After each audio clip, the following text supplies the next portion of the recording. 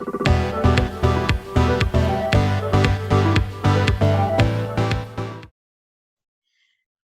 right, why don't we wait just a few more minutes? We can get started on time at 9:10 roughly. So good to see everybody again. Thank you.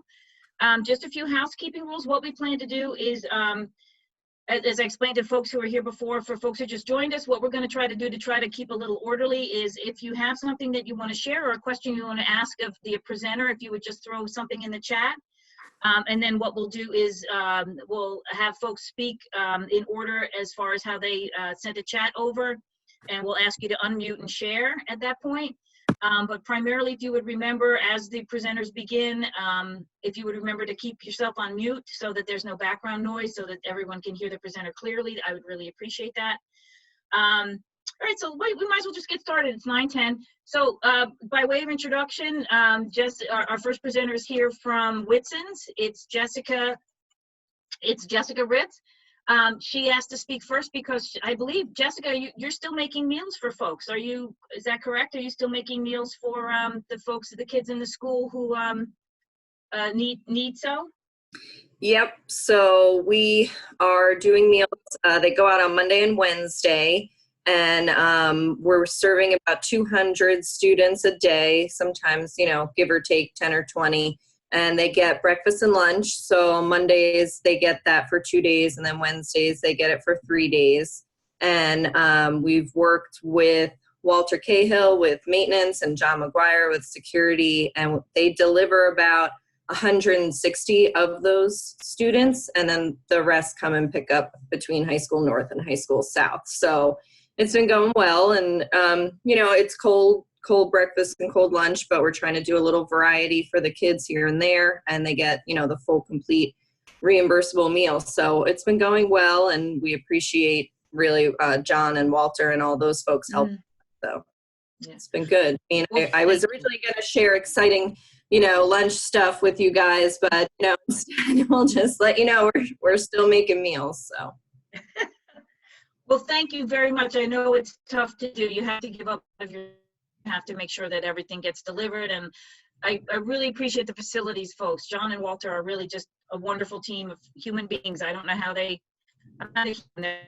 fabulous. Even from before all this, when they were disinfecting all the schools and doing so willingly and wonderfully, I appreciate everything that you've been doing so far. So thank you so much, Jessica, really. And thank you to Whitson's. Yes, no, and thank you, all the principals and all the administration. It's been going very well, so we appreciate all the help. And, if any parents reach out or you hear of anybody in need of meals, they can email me directly or their principal directly, and then they could forward it along. So that was just kind of the message I wanted to get out there, so people know delivery is available if people can't get out of their home too. So. Okay. Now, just a quick question. Now, obviously, we're not really sure how far this is going to stretch. My school bucks and money that's been appropriated by parents into these accounts, what will happen to that over the weekend? Over the summer, I'm sorry. Over the rest of the school year and for the summer. Will that money just remain in the accounts? Is there any way for the parents to transfer it between accounts? What basically will happen? So it carries over year to year, the money. But if, let's say, a student was graduating and didn't get to use their money this year, they could either transfer that money to a sibling, or if they don't have any kids in the district, other kids, they could request a refund come June. And then it's like a 4-week process sometimes, just getting it approved. And then they get a check mailed to them for the amount left in the account. Okay, so could they, if a parent say they don't have they still have children in the district, but they no longer want to participate, is a refund in any situation, or does there have to be a specific situation? No, they can request a refund. We even had someone that they had an automatic payment going by accident still, and so they requested to get that money back right now. And so it just has to go through the process of the board and getting approved, but then they'll get the check. So it doesn't have to be like extenuating circumstances. Okay. All right. And looking forward, hopefully, do you have any plans for once we get past all this? How is Whitson? Are there any new initiatives coming up that you wanted to share on the possibility that, we'll be on track for reopening, or just in general for future for your program?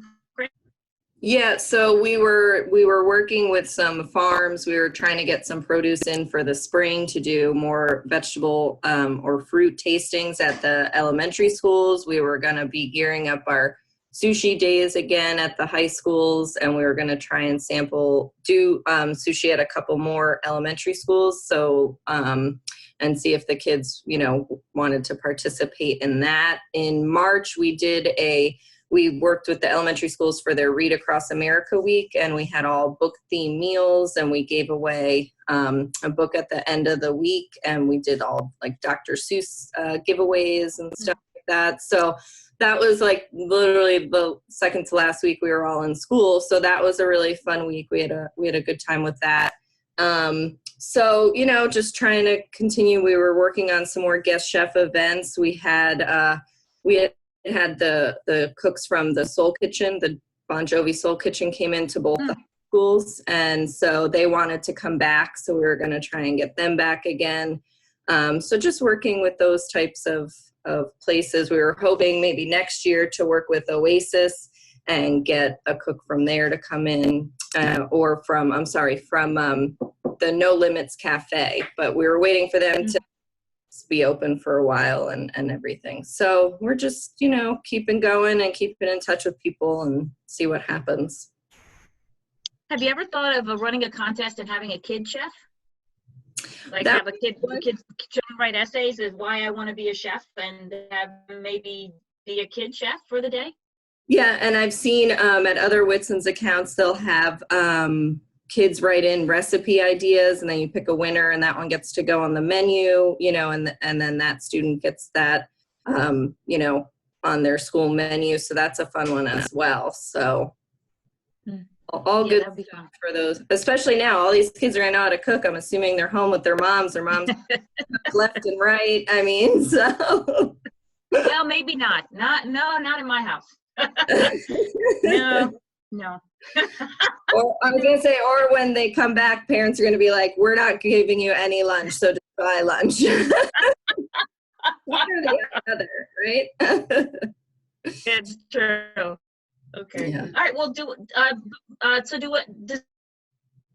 for Jessica before we move forward. I know she's got a busy day ahead, so we really kind of want to cut loose. Let her. So if does anyone have any questions or comments? I don't see anything in the box.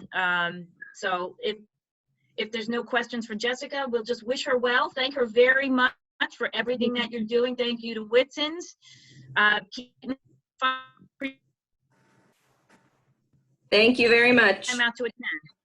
Thank you, Jessica. Thank you. Thank you. Oh, all right. So let's move forward. Mr. Curie, I know you're on, I think. I am. Thank you very much for having me. I just want to wish everybody well, and hopefully everybody's families and everybody's staying healthy and all that. I was asked to give everybody an update on our middle school honor roll criteria that we're updating effective next school year. I did make a presentation at the, I think it was the last board meeting before, or the second last board meeting before we went virtual, just to take you through the process. It was pretty much a 9-month process that the 3 middle school principals got together to kind of review and evaluate what was going on, or what, the criteria we had. And the biggest piece that made us want to look at this whole process was when you looked at the grades, we were still going by the letter grades as opposed to the numerical. And then once we saw that piece, we wanted to see if there was if we wanted to somehow retool it, redo it, add to it, whatever it was as we went along. So throughout the course of the summer, we all did some basic research by looking at other school districts, what other middle schools were doing throughout the area. If you click on the link I provided in my summary, you'll see towards the end several of the school districts that we did reach out to or see on their websites of their honor roll criteria with that. And we wanted to kind of use some of that as ways to kind of drive us and guide us to where we were going to go. Then through the leadership of Ms. Caruso and the district assessment committee, we met with district administrators, directors, building administrators, teachers and guidance counselors to pretty much start having real formal discussions. And one of the philosophies we wanted to also bring with the new middle school criteria was to align more toward the high school. So before we looked at aligning and changing our criteria at the middle school, we first evaluated where the high school was at. And through the building administration, directors, again, the teachers and guidance counselors, a decision was made that everybody was happy with what the current criteria for the high school was. So from there, we kind of went into the mode of running several scenarios in regards to what we would want that to look like. And how we did that was we just started off with, what we want the one criteria to look like, and then we ran it through PowerSchool with current students from last year and how they would look under the new criteria. And as we kept running different scenarios, we came up with our current criteria that we're pushing forward for next year, where if you look on the document for the high honor roll, all students would need to be on a high honor roll would need to achieve either a 92 average in all their classes or a 92 in all their classes, but with one class between an 85 and a 91. That philosophy allows the kids to make mistakes, challenge themselves, because middle school is still a place where kids should be learning and growing and challenging themselves, and making mistakes is okay. Certainly that's one of the biggest philosophies when I took on being a middle school principal. When you look at middle school philosophies, it's okay to make mistakes. So we wanted to add that piece in there as well.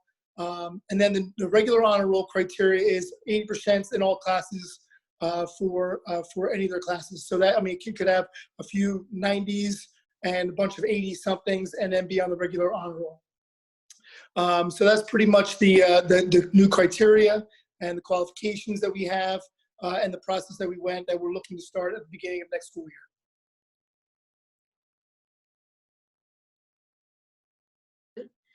All right. Thank you very much. Dr. George, do you have anything to add, or does anyone have any questions? Oh, Marguerite, go ahead. Okay, I was just wondering what the status is for those kids that filled out their Honor Society paperwork and submitted it before we left. So right now we're everything's on hold, and we're going to have probably about a week. And I can only speak for Thompson, but I would certainly, I would encourage anybody to reach out to Mr. Lawson, Mr. Scarano in regards to how they'll do it. But we'll probably give about, if we return, right now we're waiting upon that decision and whether or not that's going to happen or not. But if we come back, we'll probably give about a week grace period, because actually the 16th, our first day of virtual home instruction, was the last day or the deadline to hand in, at least for Thompson, the Honor Society piece for that. So we're going to probably, once we get back, get everybody going, we'll probably give a week grace period for everybody who has not handed it in to hand it in, and then go from there.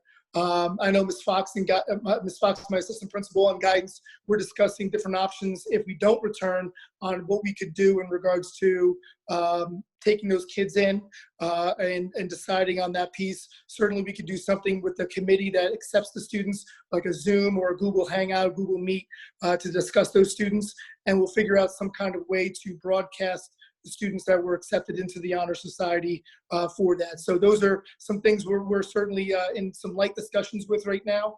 But as we go along, we see that is more of a possibility. We'll start having some stronger conversations, not only just with Thompson, but also the other two middle schools to coordinate whatever we're doing to look unilateral throughout the district. Oh, okay, terrific. Marguerite, does that answer your question, or yes? Okay. Danielle, also, I believe, Danielle, you had the same question that Marguerite had, just to clarify? Oh, good. Let's see. Okay. All right, terrific. All right, folks, if there's questions for Mr. Curry, I don't see anything in the chat. Okay, so we'll move on to Mrs. Pickus and Dr. George for the virtual homeschool instruction update. Oh, To our okay.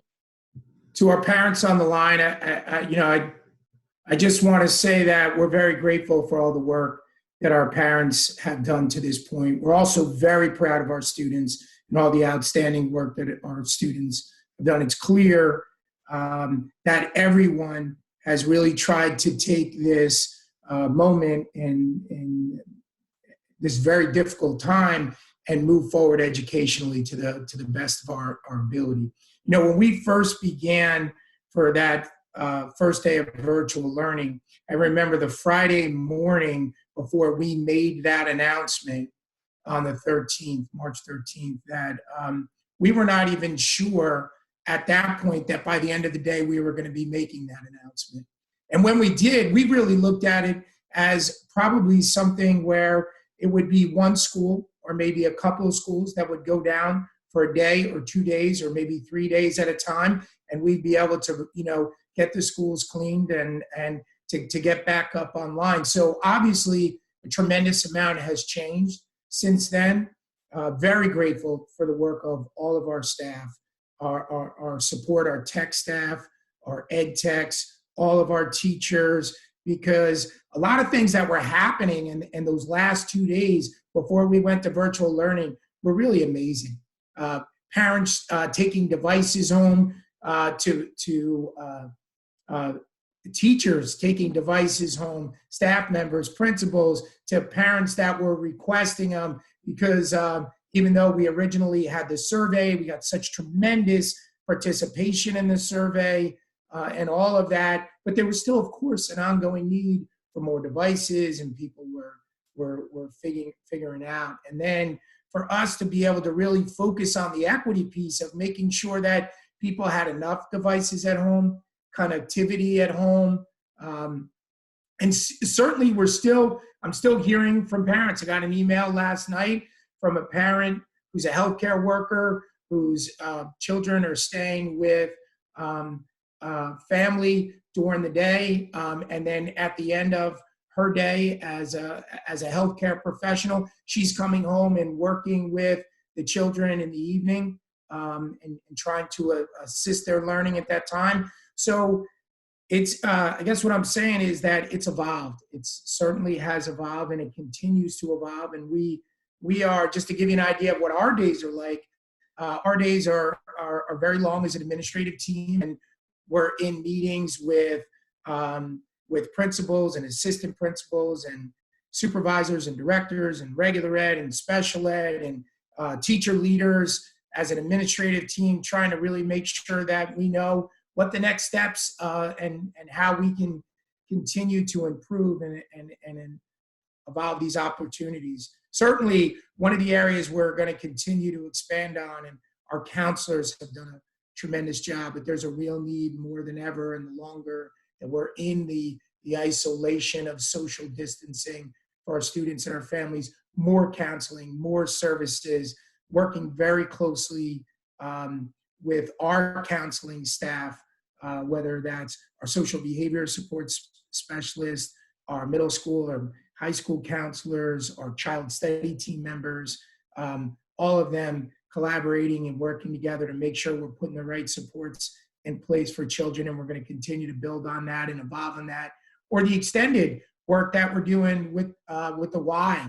The Y services have really been great, because what we found, unfortunately, with some of the really difficult situations that we've been through, is that students want to talk to counselors that they already have a relationship with.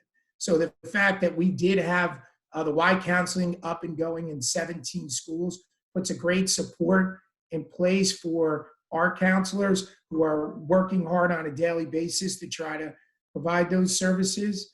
So that's the social emotional side, which, we continue to evolve and build. And the same with the educational side. Yesterday, all of our administrative team was on a call together looking at what we could do for special education to bring the paraprofessional into the Google Classroom, and when it's appropriate and where it's appropriate, and what it could look like. And certainly that's much different in this environment, but working closely with our special education families and with our child study team members, and to make sure that we're providing the right services, or the best that we can services for our special education needs. We're really trying to do everything we can. That virtual learning page is a really important page, because we have all the information is on that in chronological order. So you can really see, as we made the changes to the elementary schedule, the secondary schedule, all that information is there, and I'm sure that'll continue to evolve. So unless there are any questions for me, I'm going to turn it over to Kim to talk about, Mrs. Pekas, to talk about some specifics as it relates to the virtual learning. Yeah, so far no questions, so let's go over to Kim. So in the document, there's a lot of detailed information. I'm not going to go through all that. You can, at your leisure, look through that. Just a couple things to highlight and just maybe tack on to what Dr. George just said. He did a really good job of giving an overview of all that information in the different departments and facets of the plan. Obviously, the crux of this, the core of this is the ability to connect virtually through the technology. And I just have to say that Mr. Siwiak and his team have done a great job creating the help desk support system to assist teachers, students, parents with devices, with connectivity issues. And so the hours are there that the help desk is available. They've also taken extra precautions right before the break, as the governor has implemented new social distancing guidelines. They continue to practice those as well. At this point, there are no face-to-face, interactions with the technology staff and students and parents or teachers. It's a drop-off pickup only. So it is upon request, and it's Monday, Wednesdays, and Fridays. So all that information is on the website. If any parents reach out to you looking for that information, please refer them to the district website I think it's under our district, it's the virtual learning environment, virtual learning plan link. I also just want to stress that we recognize that this is not normal, obviously, and this, we hope, is not a new normal. We are doing the best we can to support the students and facilitate their learning in this very unique situation, where the teachers have done an outstanding job of replicating what they could that normally occurs in the classroom in this virtual environment. Obviously, there are things that you just can't replicate, through technology. As Dr. George said, a lot of the social emotional interactions, the hand over hand, the modeling, the grouping of students together to do collaboration, you can only do so much of that, even with the use of Zooms, Flipgrid, and Google Meets. The teachers have done a great job in our district, by far exceeding our expectations and really the experiences of what a lot of other students are getting across the state, let alone across the nation, in terms of direct instruction support, face-to-face time with their teachers. We hear all the time, we have districts that are contacting us to see how we are establishing that and how we created opportunity for that, because it's just not, it doesn't look the same, quite honestly, in other places if you talk to friends, in other districts. So our teachers are really doing a great job, and that's a credit to years of professional development and years of the district's commitment to be future ready. Obviously, none of us thought that this is what future ready meant. I don't think we ever predicted a pandemic when we were thinking future ready, but those steps that we've taken over the last 4 to 5 years in obtaining the devices and providing the professional development, in creating those online pathways and access to curricular resources and collaboration between students and teachers, it really was the driver and the reason for the fact that we were able to kind of switch over to whatever this is. And I don't want to call it the new normal or what we normally do. It was especially, though, a little difficult for our pre-K, K1 and 2 teachers and students, because they typically don't manage Google Classrooms and interact in that way. But they've done a great job of trying to establish that in a very short period of time. I do want to give a special kind of credit to our instructional coaches and our instructional specialists. the ed techs, the reading specialists, the math specialists at the elementary level, the coaches at the middle school and high school, with about 4 days notice. You know, the district, we had about 7-8 days lead time, maybe a little bit more, you know, like where we had a hunch that this was something that the state was going to ask us to prepare for. But they had about 4 or 5 days. I think they met literally on that Monday before the Friday announcement to kind of give us feedback on what we had created as a skeletal plan, and to kind of advise us in terms of what resources would be necessary to support the students and the teachers. And then they jumped into action, really working with teachers who maybe weren't as comfortable or adept with you know, the technology, helping them set up systems and Google Classrooms where needed.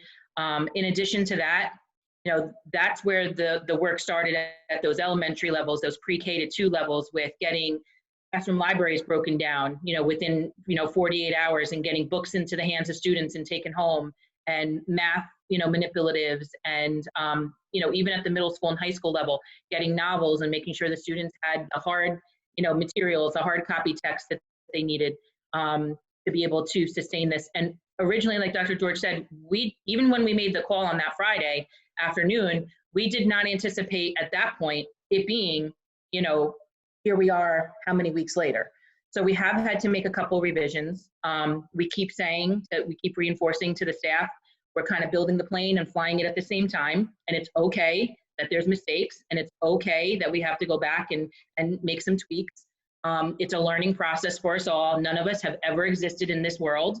And we are relying a lot on the feedback from teachers and parents and students to make those changes. As you know, right before the break, we did make some modifications to the schedules at all levels, and that really was a result of the daily communication that counselors are having at every level with students and parents, and giving us feedback.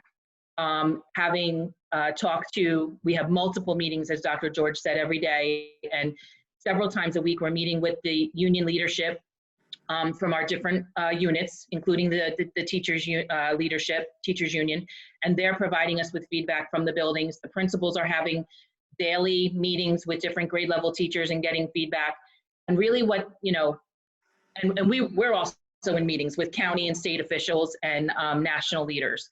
And really what was coming out from a lot of the feedback was, if we move forward in this and this becomes a more extended period, we have to realize that even it takes teachers twice as long to plan, because this is completely new for them. While they're planning, they're also trying to find the resources to support the instruction that they're going to provide. It takes twice as long for students in some cases to complete assignments and work than they normally would. And we needed to create greater flexibility for that all to happen, and opportunity and time within the day for that to happen. So one of the newest things that we've introduced is Imagine Learning. And I just want to point that out at the elementary level. That was a really hard decision. I mean, we debated on that for hours and had many meetings. We did a soft rollout with a couple teachers with their own children, with some administrators. It's obviously not something that we would have jumped to if we were in the classroom. But one of the things that we heard and we had feedback from was that the hardest thing to replicate is the personalization of learning in this especially at the younger grades. You know, when a student has specific needs with certain standards or skill sets, especially in the areas of phonic and phonemic awareness and decoding, it's really hard to replicate a really quality guided reading lesson, you know, virtually. So the Imagine Learning piece just adds another element. Again, it's not something we, you know, and we went back and forth with, is it more screen time? Is it less screen time? The pros and cons of that. And in the end, we felt that offering it as an option to parents and students to use really kind of filled that void and that space of providing the personalized learning aspect of the program. Is one of the best, if not the best, on the market. The day that we made the decision as a district to introduce it, New York City Public Schools literally enrolled 1.2 million students onto the platform.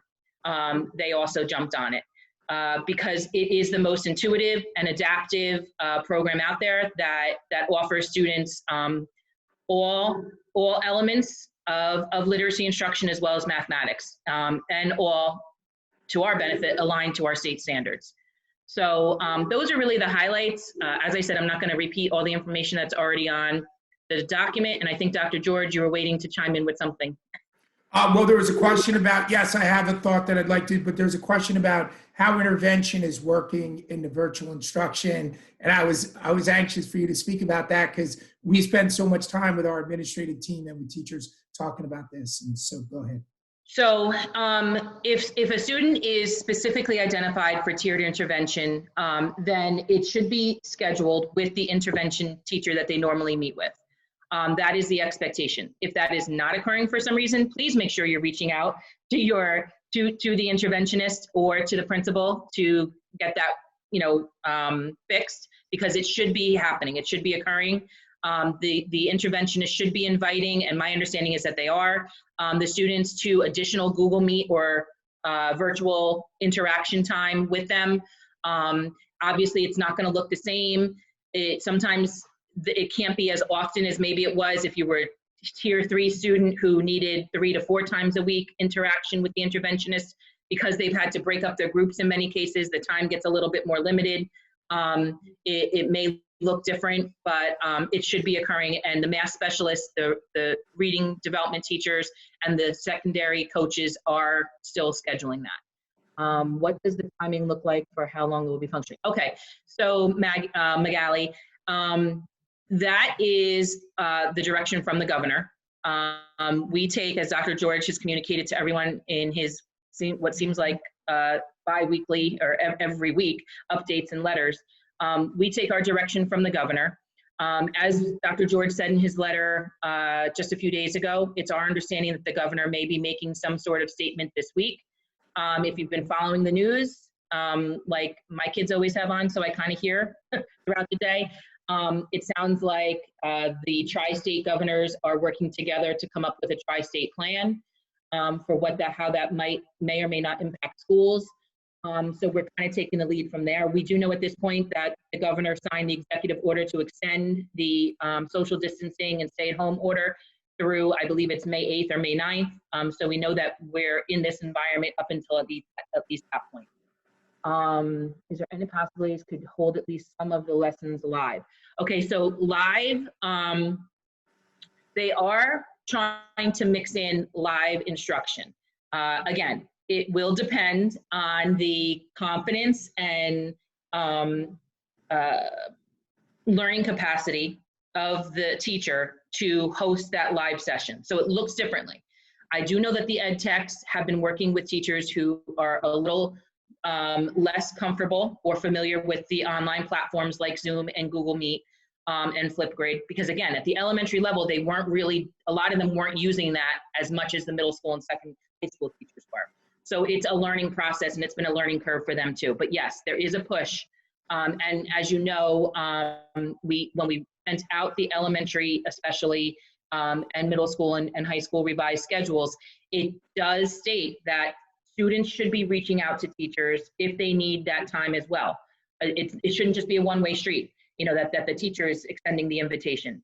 Students, if they feel the need to have that FaceTime with the teacher to have any kind of reteaching or a lesson retaught, they should be reaching out and requesting, and teachers know that they are open, and that's why there are like the office hours or the blocks for them to be able to schedule that. Interventions, okay, so general education interventions could be happening in groups or individually. I would say it probably depends. Again, it's all based on need. So it's whether or not there are students with similar skill deficits that they can group together. If there's not, then they're doing them individually. And my understanding is that a lot of the special education teachers are also kind of using that same thought process when creating their Google Meets for their students as well when they get them together. I don't see any other cool, are there any plans for additional, okay, so for AP, yes, Hope. So before this all started, we had already planned to host a test prep day on a Saturday to help the students kind of like get that last push in for their specific test. We have gotten feedback from students that they thought that was the most helpful in the past. So we had already budgeted and approved teachers for that. I do believe that the directors, when we last spoke that Friday before break, and We have a meeting with them today to catch back up. They were just waiting to get the release of what the new dates are going to be, to find the day to schedule that. But the teachers are all still on board. As we know, the AP tests have been completely revamped from what they traditionally are. So I think the teachers are also trying to figure that out. I know over the break, many of our teachers participated in Google Meets with other AP teachers and the College Board, so that they had a better understanding, because they wanted to make sure that when they had these meetings with the students, they understood what the expectations were going to be of the students in this new, with these new tests, because no one's ever seen them before. So I do understand that they are planning that, and it should be, I would say, within the next couple of weeks, because I do believe the College Board is still looking at May administration timeline. If I could chime in, it seems like a really long time ago, and I guess it was 6 or 7 years ago when I actually missed a graduation because I was studying at the University of Helsinki and then Davos, Switzerland at the World Student Summit, and listening to the work of people like Sir Ken Robbins and personalized learning and empowering students. So really prior to the Future Ready movement, that's where that time and that work where we originally really looked at, and it was really more as an administrative team, we looked at saying, hey, what's the best path to deeper learning and deeper understanding, and student empowerment and personalized learning really came into that. And we've heard a lot of talk about what was accomplished and what wasn't accomplished in our last 5-year strategic plan. But I just want to take a moment to thank previous boards of education, the current Board of Education, because that was a focus for us as an administrative team: personalized learning, student-directed learning.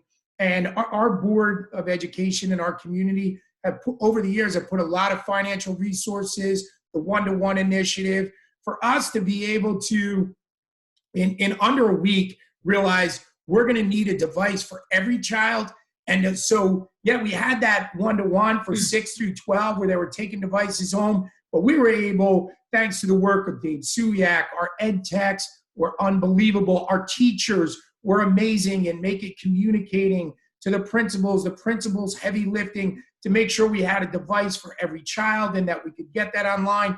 We could do that in that time. None of that would have been possible not only for the work of Future Ready, which looks at all facets of personalized learning, from having the infrastructure, the equity. We had many, many conversations over the years about our students who may not have that connectivity at home and how we could provide that. So being in that moment where we were faced with this problem, we were better poised and positioned to be able to do that. And certainly Future Ready was part of that. But it was really a vision from our administrative team going all the way back to the beginning of my time here, where we work collaboratively as an administrative team through our teacher leadership. There's been a lot of talk over the years about the ed techs and what the ed techs do, or the just the educational specialists, whether it's the literacy coaches, the math specialists, the ed techs. All of them play very important roles working with children each and every day, and they are a tremendous support in this moment, whether it's tiered intervention or the ed techs that are, doing a lot of the heavy lifting in the gifted and talented program.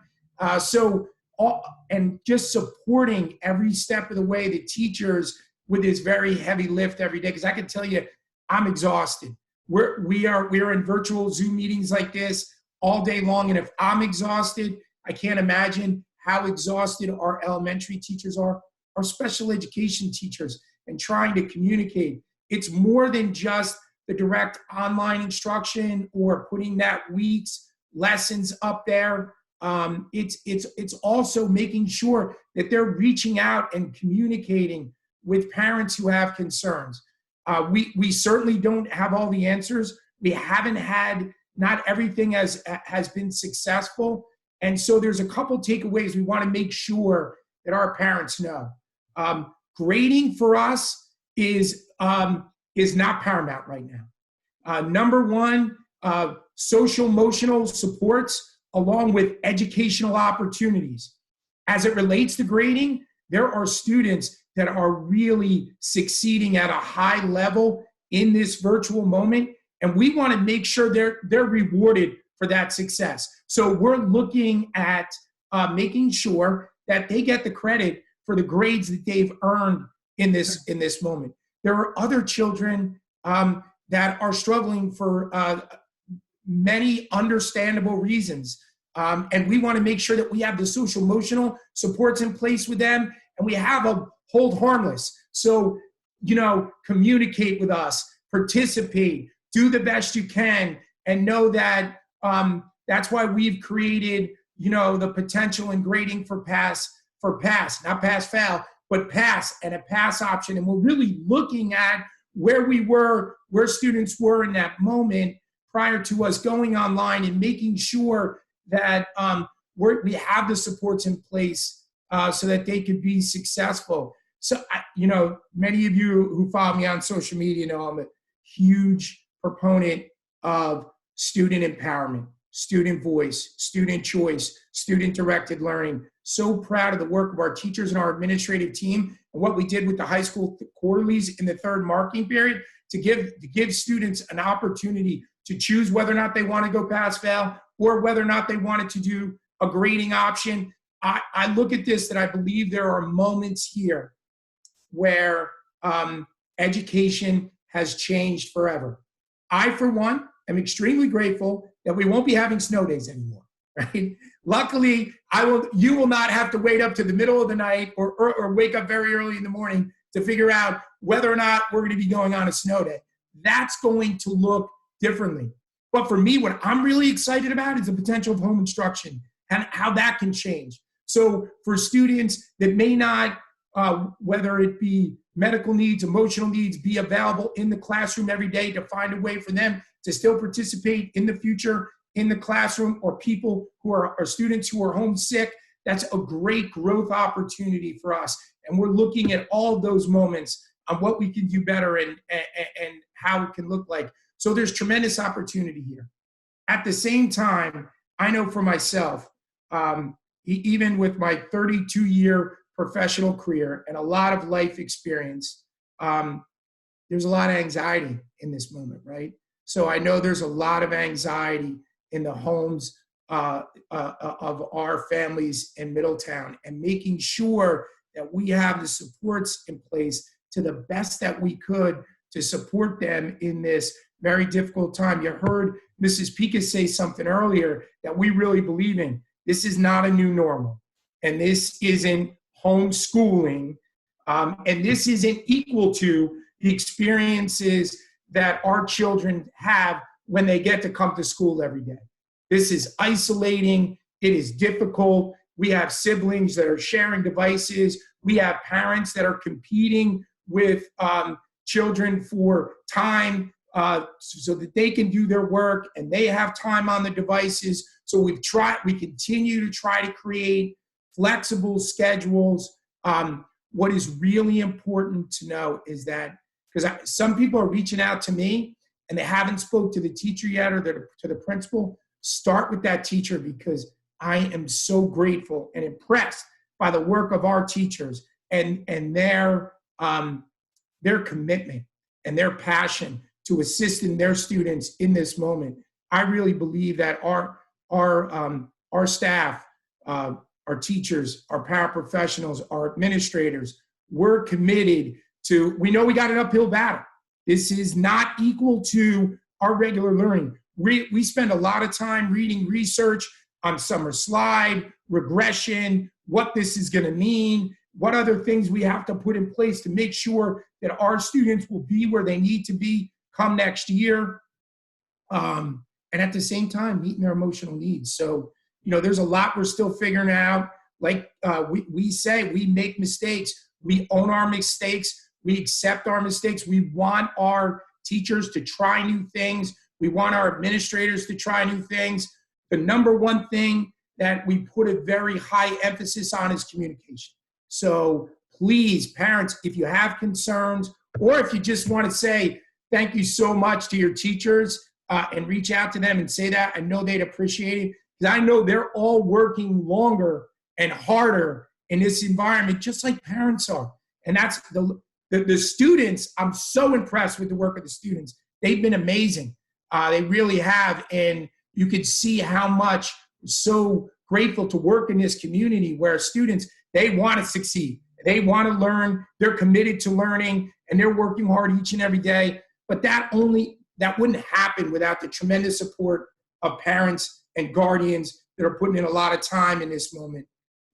So just wanted to make sure that we put that out there to everybody. The success of our virtual learning has a lot to do with great leadership of the past and present, but it also has to do with the work of parents and most importantly, our students and our great staff. Okay. All right, I see there's a question here from Hope. Has virtual learning been cemented moving forward, or is the elimination of snow days, working from home during illness, etc., something that is definitely being considered or looked into for the future? It's definitely being looked into. Those decisions will ultimately come down to the Department of Ed. I tried to participate in a couple of years ago, and there was going to be a pilot. The pilot never actually went through with virtual snow days. We wanted to try it with secondary first. To the way the elementary teachers and the special education teachers and middle school teachers and high school teachers were able to to make that move from a Friday to a Monday to virtual instruction. There were many states where it took weeks before they were able to do that. And I have to say that I'm so grateful to my colleagues throughout the county because we are curriculum people. I know that Mrs. Pekas and Mrs. Walker, myself, we're on multiple meetings with educators across the county and across the state. And every district approached this differently. And the districts that put off going directly to virtual instruction, there was still a great deal that we could learn from them because part of what they were looking at was what they were going to do with social emotional learning and what they were going to do with grades. So we're constantly in conversations. Everybody's kind of approached this time differently. And I like to talk to the people who did it differently the most so I can learn from what it is. And I know that Kim and Mary Ellen and our principals, we all feel the same way. We're looking at other districts that approached it differently and think, okay, what did we miss in that moment? Or what can we do a little differently? And so we're constantly looking at this as a work in progress, evolve. What can we do to support our teachers? They're working so hard. What can we do to support our students? They're working so hard. What do we need to put in place on the emotional, social side? Because this is so difficult for our school community. All right. I see there's a question. Yeah, I see the question. Yep, from Teresa. We have already started to talk about what the summer may or may not look like if this continues for a longer period of time. We do recognize that, students who were already at risk prior to moving into this virtual instruction may or may not, and it's likely more may, have experienced even greater slides or gaps now in where they need to be in terms of grade level expectations. So we are already planning for what additional programs may be necessary to provide students opportunity in the summer to recoup or close those gaps as best as possible prior to September.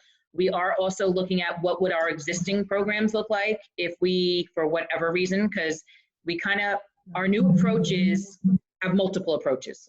So in spite of the fact that we don't have a clear direction yet, we're kind of preparing multiple plans at this point and multiple options. Option A, if school were to resume and we're back to things as normal. If school were to resume, but only partially, what would that look like? If no one is allowed still back in the building over the summer, what would that look like?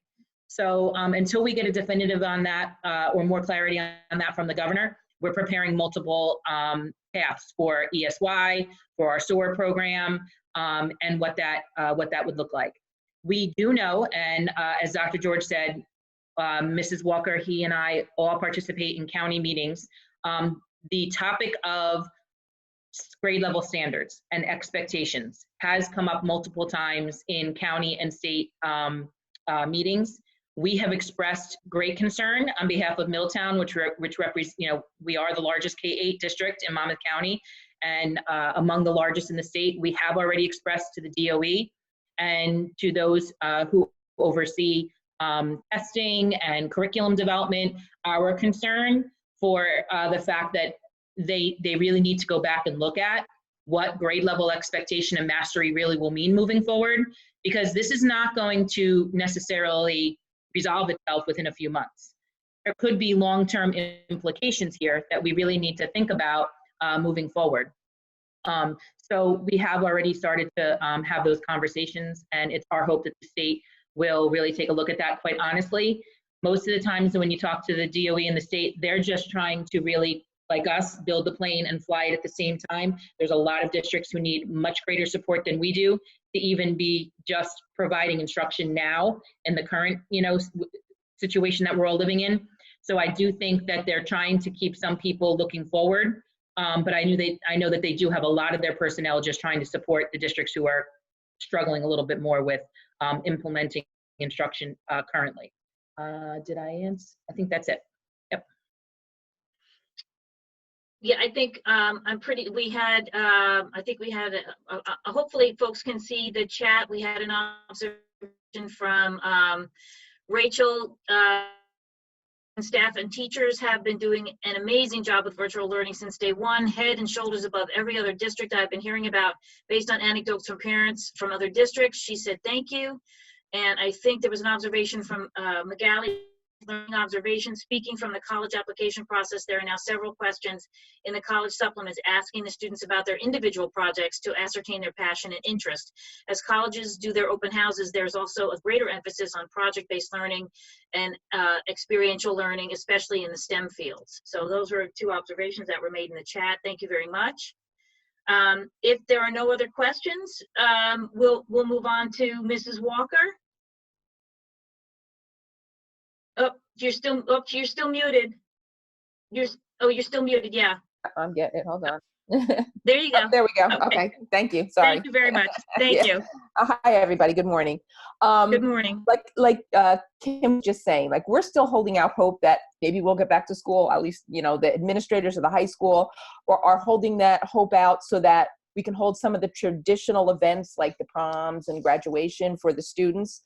But it's so uncertain now. We really don't have a lot of direction. So the high school administrators are creating plans for both scenarios, whether we're allowed to, come back if it's going to be safe enough for students to hold these type of events, or if they're going to have to be done in the virtual environment. So they have worked on plans for both. We're still waiting for more direction from the governor, which we're hoping will come out within the next few weeks to give us a better idea of where we're going to be at the end of the year before we actually, solidify those plans. But we do have plans for an actual senior prom and graduation. We have flexible dates, but we also have plans if we're going to have to do that virtually. Okay. Did you want to just basically just summarize quickly what if we have to go virtual? Is it going to be something YouTube worthy? Oh yes. You went out a little bit, but I'm assuming you're talking about the graduation. I didn't hear. Yeah, they'll still. Yeah, the graduation and the prom. Yeah. Yeah, the prom is a little more difficult, but there's ways to do it. We've seen online other schools do it where students still get dressed up, still have someone doing a DJ. They're in their own homes, but there's, opportunities for them to talk to each other, to dance, videos themselves dancing and put it up. Graduations, we would have, our regular speeches, our valedictorian, salutarian, the superintendent, the principals, all do their speeches. We would have the reading of the names with pictures. We all have everybody's yearbook picture, so we would be putting those yearbook pictures up. There would be opportunities for students to make comments on, a separate area, so that they could socialize a little bit.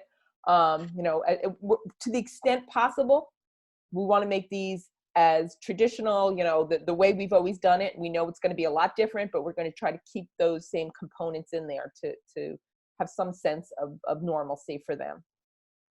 Mrs. Walker, if I could jump in for a second. One of the things that we did as an administrative team from the very beginning with our clubs and all of our co-curricular activities, band, chorus, we went ahead and asked all of them to the best of their abilities virtually to continue to communicate and participate. And you might have seen some of our band students in elementary and middle school doing solo stuff, and the same thing with chorus, and so many students at every grade level have lost opportunities that I know makes it really difficult for them, right? Whether we're talking about the spring choral concert or the band concert or the spring musical or spring co-curricular activities, or just great work that was happening in clubs that kids were doing, and they can no longer participate in that work. So we've asked everyone to continue to that work for the best of your ability, and we're thinking about any way possible that we can help these students to recoup as much or part of any small part of this experience as they possibly can. That's a lot of time that we spend thinking and talking about as an administrative team too, just so you know. Okay. And there is a question from Danielle. Are the middle schools working on the same kind of things for graduations? Yeah, it wouldn't be to the extent that the high school graduation is. Obviously, high school graduation is a little bit, has a little bit more to it. But yes, they are working on something for their 8th grade students. Okay. And how about from, I guess at the grammar school level? I know it's a little bit different at grammar school. It's not quite as formalized. Is there anything that the 5th graders are going to be doing for the transition to middle school?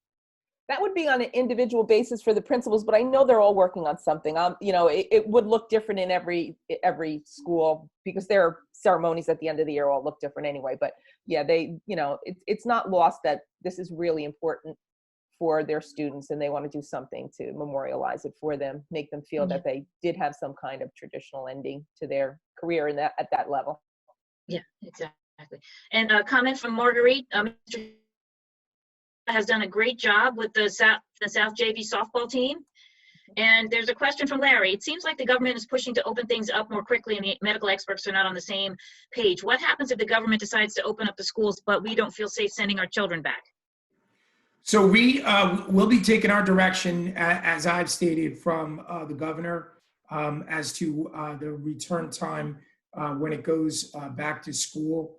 But one thing that we know during this really difficult time is that we need to show flexibility, right? So I think that certainly parents have a right to bring their children back online in that time frame that makes the most sense for them, and there's a personal choice in there.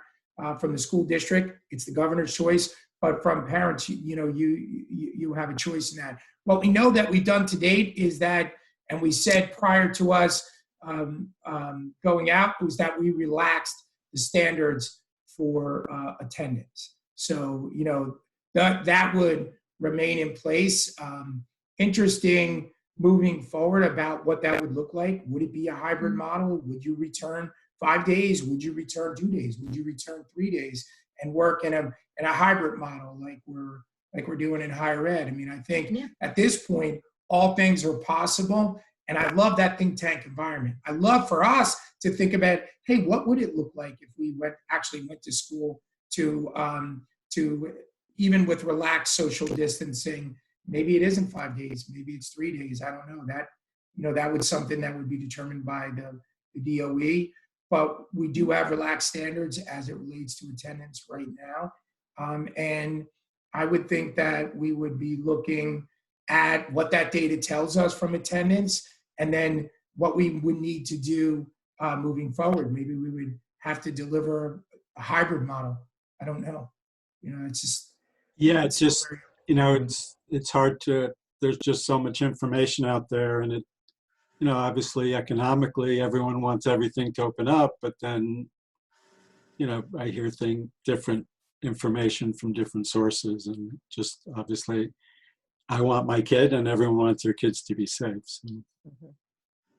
Yeah, and when we open back up, one thing we know for sure is that the environments will be changed, right? Whether we're talking about restaurants, there'll be less tables. Chairs will be further set apart. Tables will be further set apart. What is the opportunity really for large group gatherings? That will probably look much different going forward. All of those things are part of the changes that we're going to have to deal with moving forward, I think. Absolutely. I just want, to be thinking about, obviously we're all hoping there'll be some vaccine and everything will just be all of a sudden better, but who knows? Okay. Great. Are there any more questions for Mrs. Walker before we move on to the Y program with Dr. George? Okay. All right. Dr. George, if you'd share with us about the Y. Yeah, so I put the information in there. Certainly, we can give more information as it becomes available. But what we know was that we had just recently, about in the end of December, gotten online with the counseling for all 17 schools. So there were relationships that were established. What we know from the counseling, the really important part for our students is that person that comes in to Middletown South High School or Middletown North High School or one of the elementary schools, that's just to them, that's just a member of our staff, right? So this is a really good example of the great partnership we have right now with the Y. And so I think that that counseling is important, additional resources available beyond our regular counselors. Our counselors, whether it's our social behavior support specialists in elementary or middle school, high school guidance counselors, or child study team members, social workers, school psychologists, LDTCs, they're all working in coordination and communication. They're on virtual meetings together. The principle, the direction from central office, the principles is let's find those kids that are missing in the Google Classrooms and the Google Hangouts, but make multiple contact opportunities. Let's do whatever we can to bring them back into the fold at whatever level emotionally they're ready to be in the fold. And part of that is putting those counseling opportunities in place. And so that's like a layered process between our staff and the Y, and we're grateful to have them in this moment. I don't know, Mrs. Walker, you might want to add something else on that, because Ms. Walker really directly oversees the program. All right. Wait, Mrs. Walker, you're still muted. Muted. Yeah, there you go. Wait. There we go. Oh, Okay. there you go. Okay. The only other thing I wanted to add, and it's already on the minutes, but it's about the 2 weeks that some of the parents have paid in March and didn't get the opportunity for their students to attend the program. They have been given a credit that is good if we go back to school this year or as their deposit at the beginning of next year for that first month. If any parent does rather have a refund rather than the credit, they can call the number. It's right. They can call Stacy Listella. Her number is on the PIC minutes and request a refund, and they will get a refund. But otherwise, it'll stay as a credit. I know you might have an 8th grader that may not be going to the program next year, or 5th grader rather, that may not be going to the program, and you might rather have a refund. Just give her a call, and they will accommodate that. Okay. If there are no more questions for Mrs. Walker or for Dr. George program, we'll move on to Magali. I think Magali, you're still with us?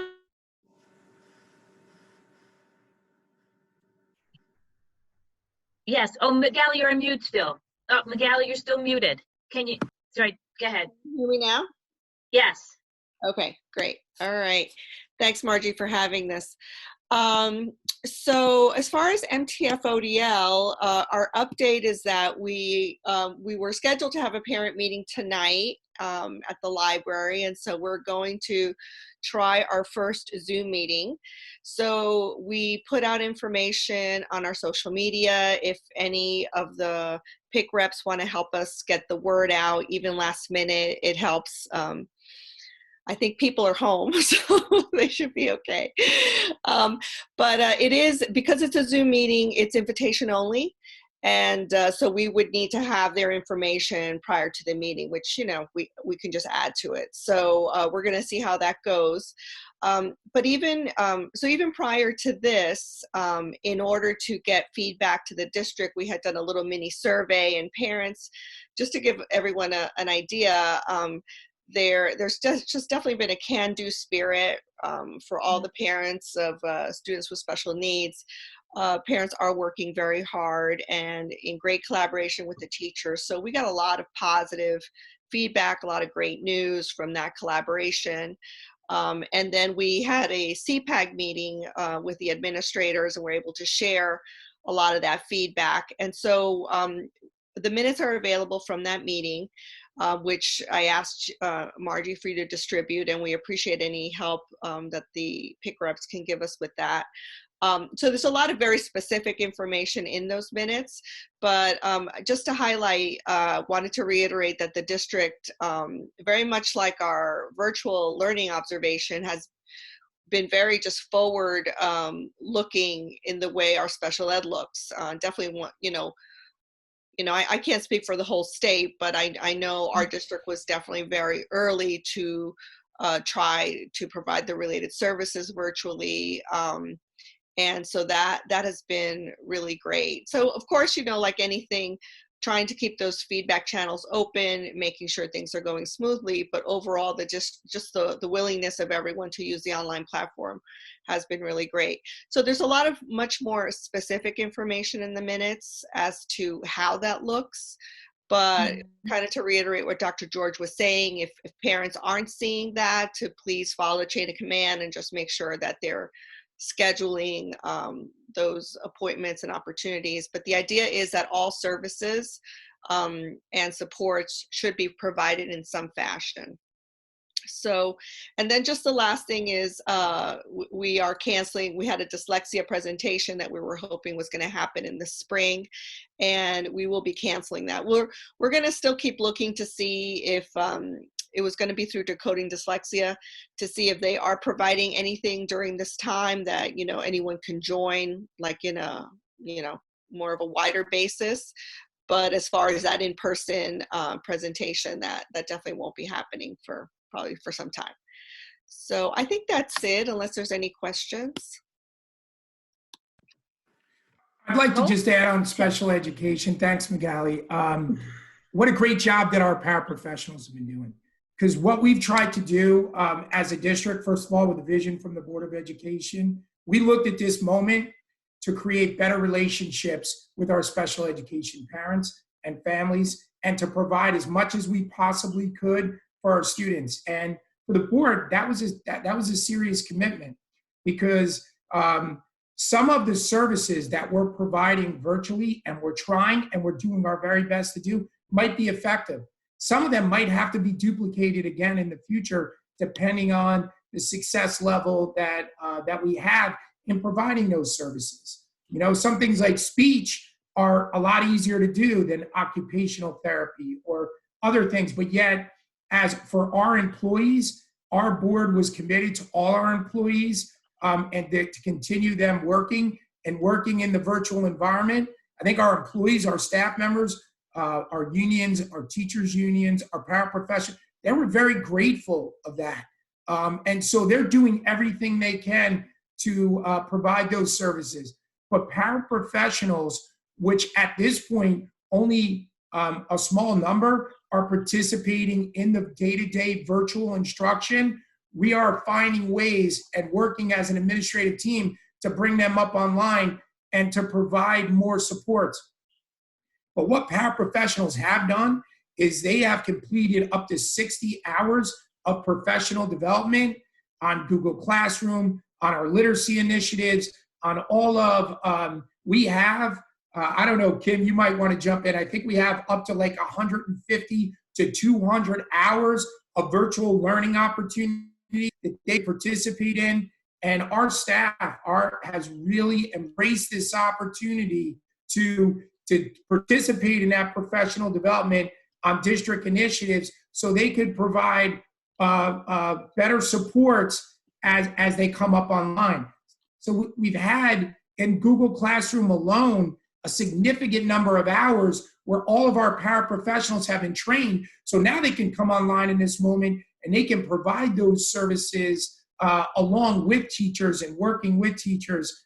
Our teachers have done a great job. Those teachers were working with paraprofessionals, taking a leadership role, communicating with the paraprofessional about what they could do. We're sharing those positive examples so that we could get those implemented consistently across the district of how teachers and paraprofessionals are working collaboratively. The feedback from Magali, Milton, and of course, Friends of Diverse Learners, and our parents in general, communicating with teachers, communicating with building level administrators, and communicating with us so that when we're in our administrative meetings, that we continue to have those discussions about what we're doing and what's working so that we can replicate that and do that with better consistency for all of our special needs students is important. But I'd be remiss if I didn't point out the great job that our paraprofessionals have really stepped up in this moment and just doing a great job delivering on improving that classroom environment and their learning so that it'll translate for kids. Terrific. Okay, and just a note that the meeting is actually tonight. Unfortunately, I just updated the agenda. The agenda says the 12th. Hope asked if it's actually tonight, and it is actually tonight. So we just made that update to the agenda. I know Magali said it was last minute, but folks, if you could share this information out on your pages, I'll send out an email just after the call to make sure that all the PIC reps who couldn't be here were actually getting that information. So let's see, we have, okay, so that wraps up Diverse Learners. Let's move on to, I see John and Deborah. I think you're both on, and we'll have a Board of Education update.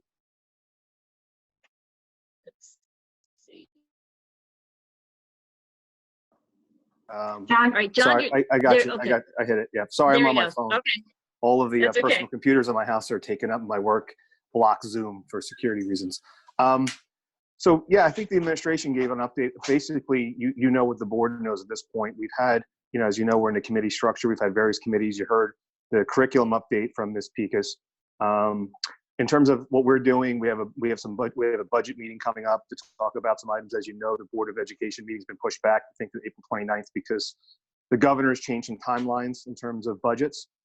So we try to get as much information as we can into our next submission for the state. They have to approve our budget. In addition, we also have a strategic planning meeting coming up with our vendor. As you know, the individuals who are involved from Schoolhouse Strategies are going to share, hopefully, a template of how to, construct the plan itself. We're in the beginning stages. There really haven't been any other conversations on it other than we have to get this process moving a little bit because, the stall in terms of online learning. The Board of Education, we've tried to keep in communication with each other.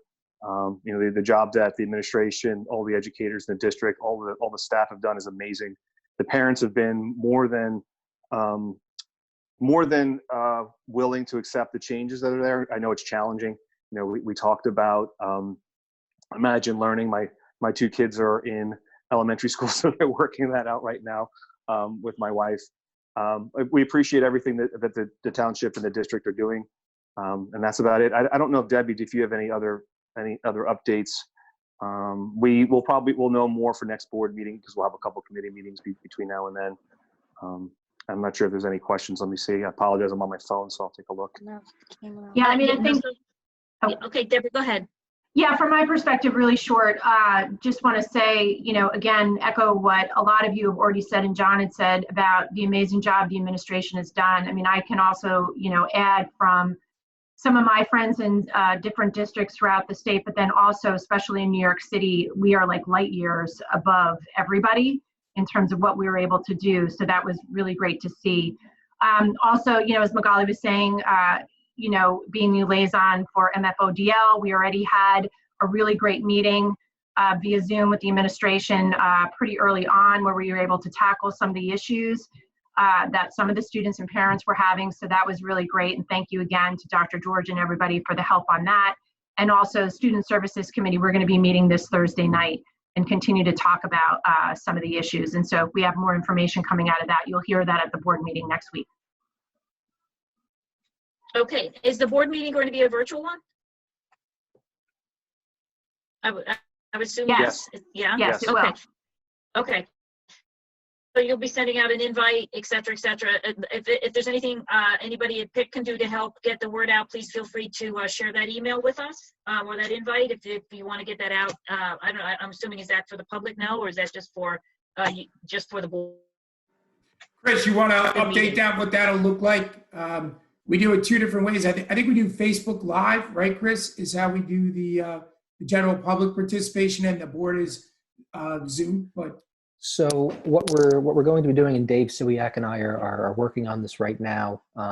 We are going to have a Zoom meeting, much like this.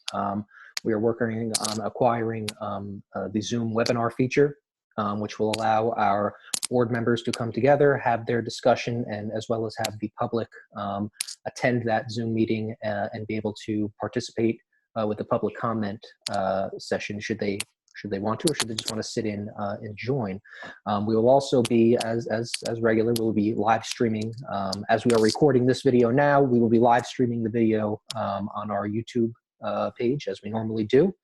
All links, all meeting passwords will be shared, as we normally have been prior to the meeting, on our social media platforms, as well as in a district-wide email, so that everybody will have access to it. And we are working on having, for those who are interested, maybe not participating in the meeting on Zoom or on the YouTube Live, we're working on having a call-in feature with Google. So we'll probably have a phone number for everybody in that correspondence as well, for people to call in. So we're trying to have as many different platforms for people to participate as possible. In addition to that, if you are unavailable to make the meeting at that time, but you wanted to submit a comment, again, Dave Siwiak and I are going to create a Gmail account specifically for board meetings, where members of the public can submit comments prior to the meeting, during the meeting, at any point, and those comments can then be addressed via Gmail. Okay. And would that be a procedure perhaps that you'll be, this is over? I mean, just that adding those extra forums in for questions, et cetera, public participation for folks to say, oh, but can't sit, sit and attend physically in the space? Are you going to do more of a virtual approach to board meetings going forward, do you think? I think once we have the platforms built in, it's something that we can certainly utilize in the future. Should the board want to move forward with them, we will have them in place, and if they prove to be successful, it's certainly something that we can revisit in the future. All right, terrific. I appreciate that. And Rachel said that's great. Thank you, Chris. Thank you, Rachel. All right, let's see. Is there anything else before we close out the meeting? Any old business? Anything new that anyone wants to share before we wrap up? I just want to say thank you to everybody for your time here today. I know everybody's really busy. Our board members who are working and jumping on, and thank you for participating in this. And to all our parents, same thing. I know you're working and I know you're busy and supporting your children with their learning, and just grateful for all your efforts. Thank you. Yeah, thank you very much. Really appreciate it. I don't know when we're going to do our next meeting. It depends on how May rolls out for the rest of the for the district. So we're going to stay flexible, as Dr. George said. So hopefully we'll have one in another meeting in May. And hopefully it'll be in better times, under a better situation. And thank you very much for coming. Thank you for making the time, everybody. I hope the next time we see everyone, we're all still safe and well. Marguerite did ask, will there share a link to this recording, Chris? I guess, yes, we'll do that. Yes. It'll be, yeah, if you go to the our district page, the PIC district page, you'll see that there's a variety of links always for each meeting. So this recording will serve as our standard video link for the meeting date of the 14th. And again, with the agenda, the updated agenda will be there as well. Just a reminder again that the meeting is tonight for Middletown, for Friends of Diverse Learners, not the 12th. And we'll see how it all shakes out for May. Thank you very much. Thank you to everyone. I hope you all have a lovely day, an excellent rest of the week, and stay safe and well. Margie, Thanks, thank you everybody. for your leadership. Thanks to all our parents, and thanks to the administrative team, Kim, Amy, and Mary Ellen, for chiming in today. Thanks, everybody, for your time. Appreciate it. Yes, thank you. Yeah, Take thanks care. for doing Thank you, this. Mrs. O'Hagan. Thank you. Thanks, Chris. Thank you, Ms. Bye, O'Hagan. everybody. Thanks, Take guys. care. Have a great day. Be well. Bye.